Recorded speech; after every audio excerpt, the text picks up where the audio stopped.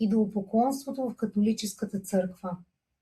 Милиони хора по света са научени да почитат статуи, да коленичат пред изображения на светци, да палят свещи за мъртвите, да призовават Мария или други светци на църквата. Истината е, че всичко това е чисто идолопоклонство, нещо, което Господ е забранил още от самото начало. Това е мерзост пред Бога. Още от начало Господ ясно казва в Изход 20 от 4 до 5: да не си правиш кумир или каквото и да е подобие на нещо, което е на небето горе, което е на земята долу или което е във водата под земята. Да не им се кланяш и да не им служиш. И какво виждаме в католическите църкви?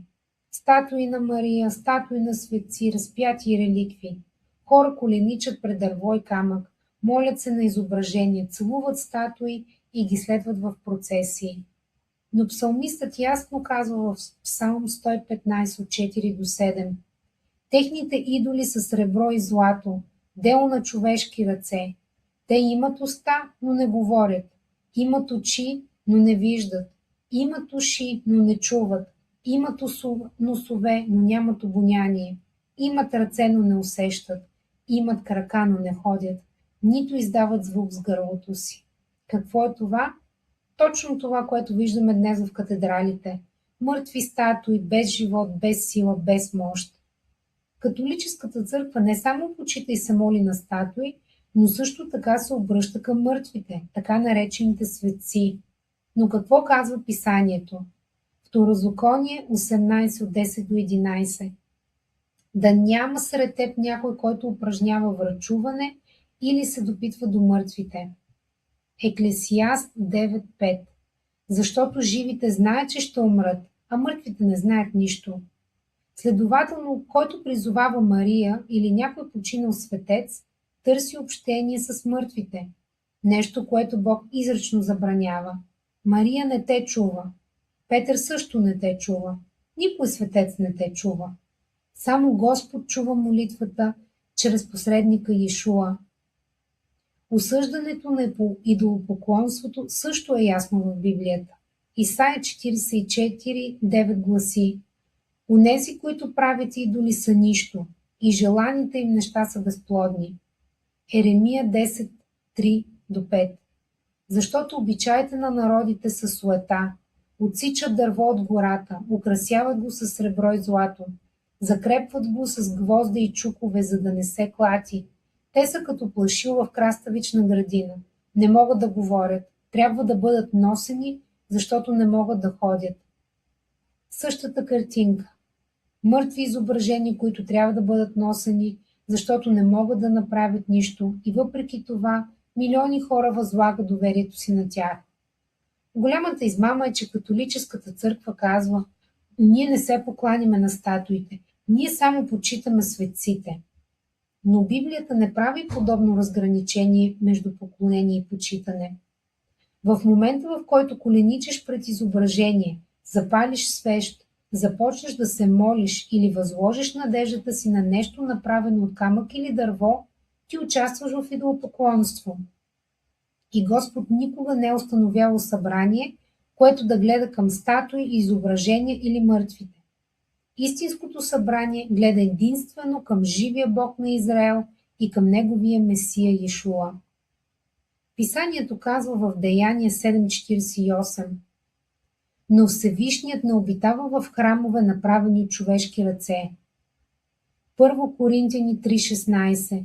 Не знаете ли, че сме храм Божий и че Божият дух живее в нас? Ние сме храмът на Бога. Храмът на Господа не обитава катедрали, изпълнени с статуи и свещи, а в неговия народ. И дълбочината на тази измама е болезнена. Хора, които искрено търсят Бога, често са въвлечени в тази система още от детството. Те са научени, че е нормално да целуват статуи, да призовават Мария и да коленичат пред папата. Но какво казва Йешуа? Матей 4.10. На Господа твоя Бог да се покланяш и само на Него да служиш. Само на Него. Не на папата, не на Мария, не на статуя, не на светец. само на Господа, чрез Неговия син Ишуа. Нека го кажем ясно. Идолопоклонството е мерзост. Католическата църква практикува неща, които Библията ясно описва като мерзости. Те се молят на мъртвите или ги почитат. Те се доверяват на изображения или ги почитат. Те почитат произведения, направени от човешки ръце. Писанието казва, че такива неща са проклети. Второзаконие 27:15. Проклет да бъде човекът, който направи изваяното или леяното изображение мерзост пред Господа. Не може да бъде по-ясно. Това е проклятие, не благословение. И затова има призив към покаяние. Затова Господ ни призовава и днес в Откровение 18:4. Излезте от нея, мой народе. Спрете да се доверявате на мъртвите. Спрете да отдавате почит на безжизнени статуи. Върнете се при живия Бог, който е създал небето и земята. Скъпи брати и сестри, католическата църква е изпълнена с идоли, но ние сме призовани да живеем според истината. Само Йешуа е пътят, истината и животът. Само Той заема това уникално място. Нито папата, нито Мария, нито апостолите на Йешуа могат да вземат неговото място и да отидат на кръста заради нас. Затова само Йешуа е пътят и истината и живота. Няма друго име под небето, чрез което трябва да се спасим. Деяния 4:12. Не Мария, не светците, не статуите. Само Йешуа Хамашиях, синът на живия Бог, Господ на Израел. Затова излезте от идолопоклонството. Оставете зад себе си традициите на народите. Върнете се при Господа и при Неговата истина.